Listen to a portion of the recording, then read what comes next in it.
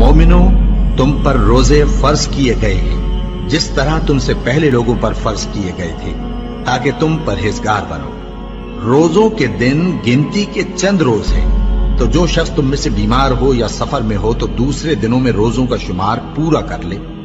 और जो लोग रोजा रखने की ताकत रखें लेकिन रखें नहीं, वो रोजे के बदले मोहताज को खाना खिला दें।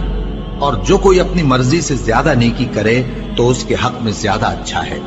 और अगर समझो तो रोजा रखना ही तुम्हारे हक में बेहतर है। रोजों का महीना रमजान का महीना है, जिसमें कुरान अव्वल नाजिल हुआ, जो लोगों का रहनुमा है और जिसमें हिदायत की खुली निशानियां हैं और जो हक व बातिल को अलग अलग करने वाला है। तो जो कोई तुम में से इस महीने में मौजूद हो, चाहिए कि पूरे महीने के रोजे रखे, और जो बीमार हो या सफर में हो तो दूसरे दिनों में रोजे रखकर उनका शुमार पूरा कर ले। अल्लाह तुम्हारे हक में आसानी चाहता है और सख्ती नहीं चाहता। और ये आसानी का हुक्म इसलिए दिया गया है कि तुम रोजों का शुमार पूरा कर लो, और इस एहसान के बदले कि अल्लाह ने तुमको हिदायत बख्शी है, तुम उसको बुजुर्गी से याद करो और उसका शुक्र करो। और ऐ पैगंबर, जब तुमसे मेरे बंदे मेरे बारे में दरियाफ्त करें तो उन्हें मालूम हो कि मैं तो तुम्हारे पास ही हूं। जब कोई पुकारने वाला मुझे पुकारता है तो मैं उसकी दुआ कबूल करता हूं। तो उनको चाहिए कि मेरे हुक्मों को माने और मुझ पर ईमान रखें, ताकि नेक रास्ता पाएं। रोजों की रातों में तुम्हारे लिए अपनी औरतों के पास जाना जायज कर दिया गया है।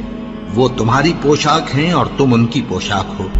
अल्लाह को मालूम है कि तुम उनके पास जाने से अपने हक में खयानत करते थे, सो उसने तुम पर मेहरबानी की और तुम्हारी हरकत से दरगुजर फरमाई। तो अब तुमको इख्तियार है कि उनसे मुबाशरत करो।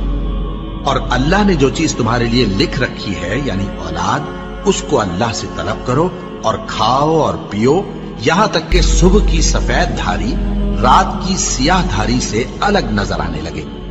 फिर रोजा रखकर रात तक पूरा करो। और जब तुम मस्जिदों में एतकाफ बैठते हो तो उनसे मुबाशरत न करो। ये अल्लाह की हदें हैं, इनके पास न जाना।